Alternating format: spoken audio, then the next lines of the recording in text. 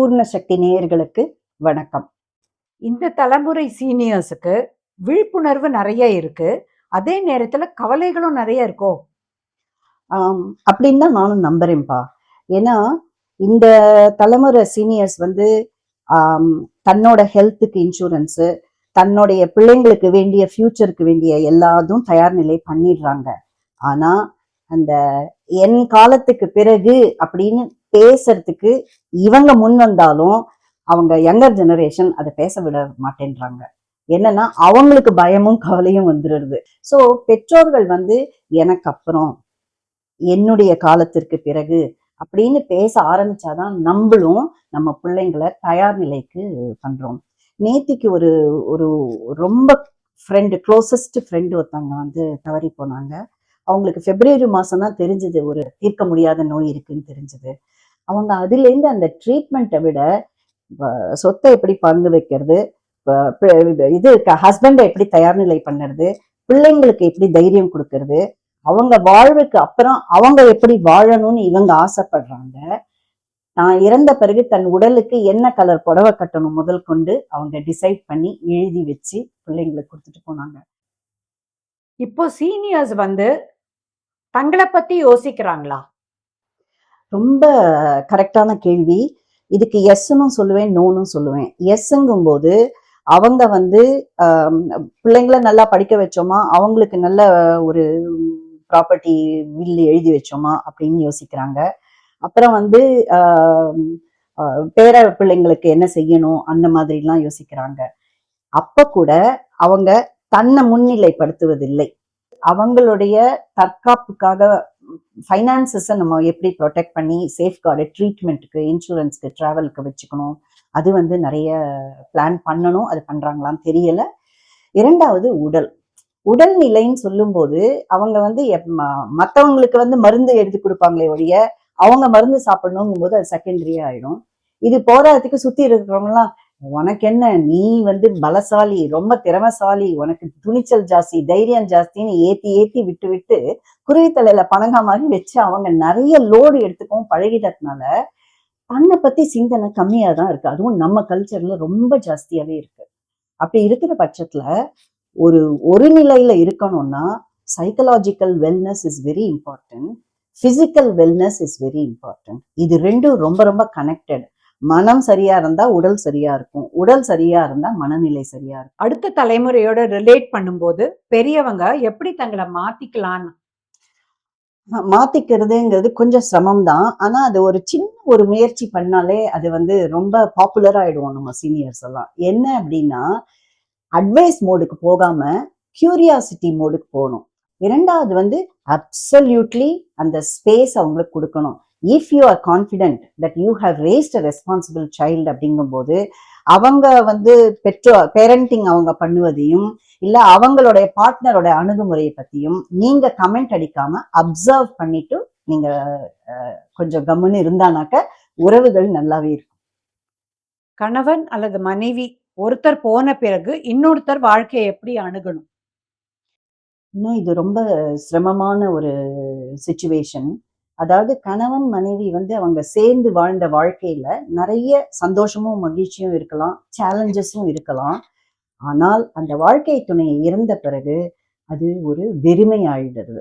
அது வெறுமை மட்டும் இல்ல, அந்த பர்சனோட வாழ்க்கையே மாற்றி விடுறது. இதுல வந்து நான் 3 பாயிண்ட் ரொம்ப முக்கியமா சொல்ல விரும்புறேன்.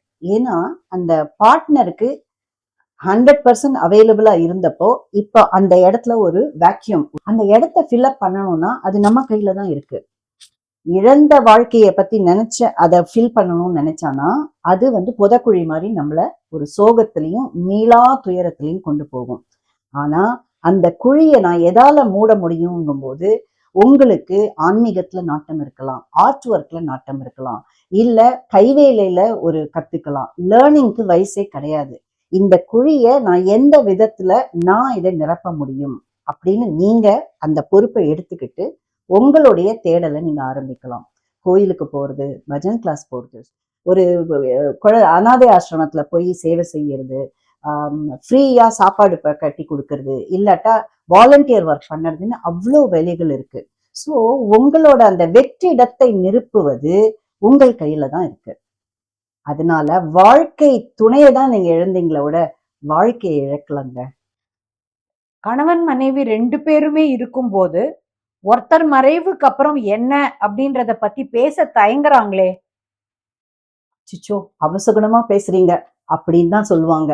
வாயை திறந்து எனக்கு அப்புறம்னால இப்ப எதுக்கு அதெல்லாம் பேசுறீங்க செவ்வாய்க்கிழமையும் வெள்ளிக்கிழமையுமான்னு நம்ம சென்டிமெண்டலுக்கா போயிடுறோமே ஒழிய யதார்த்தமா நம்ம சிந்திக்கிறதே இல்ல.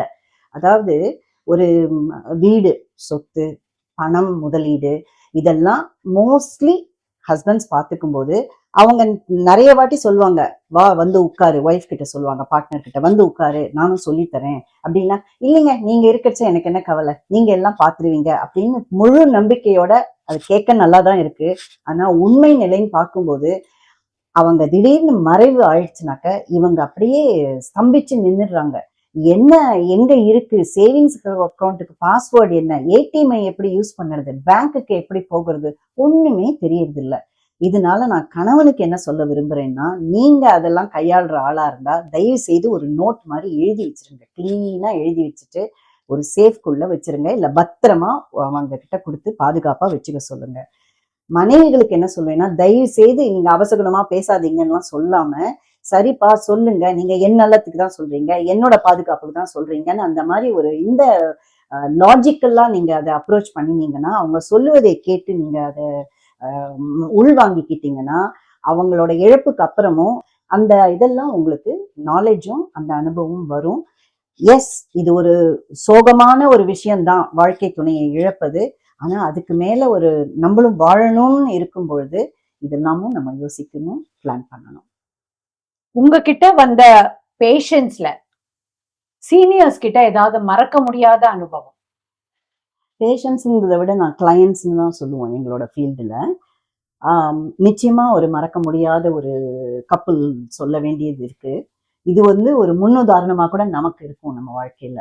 என்னன்னா 60+ ஆயிடுத்து, வாழ்க்கையே முடிஞ்சு போச்சு, இனிமே இதெல்லாம் ரிப்பேர் பண்ண முடியாது நம்ம உறவை, நம்ம கல்யாண பந்தத்தை அப்படின்னு நினைச்சுக்காம ஒரு கப்பல் என்கிட்ட வந்தாங்க. அதாவது அவங்களுடைய வாழ்க்கை, கல்யாண வாழ்க்கையில நடந்த அந்த காயங்கள், வருத்தங்கள், ஏமாற்றங்கள்லாம் தாக்கங்கள் அவங்கள இந்த எல்லா கடமையும் முடிஞ்ச பிறகு அதனால அவங்களுக்குள்ள டிஸ்டன்ஸ் இருந்தது. அவங்க விரும்பல. ஏன்னா 2 பேருக்கும் தெரிஞ்சது, நீ என்ன சார்ந்து இருக்க, நானும் உன்னை சார்ந்து இருக்கும்போது இந்த காயங்களோட நம்ம எப்படி சேர்ந்து இருக்கணும், why don't we go for therapy அப்படின்னு சொல்லிட்டு வந்தாங்க.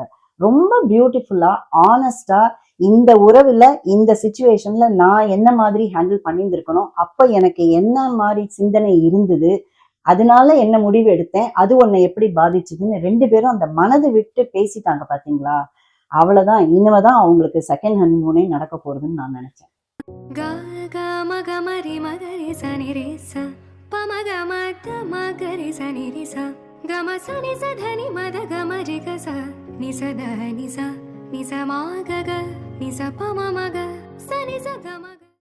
கட்டாயமா நிறைய பேர் கூட ஷேர் பண்ணுங்க அண்ட் சப்ஸ்கிரைப் பண்ணுங்க. அப்பதான் பூர்ண சக்தி வீடியோஸை மிஸ் பண்ணாம பார்க்க முடியும்.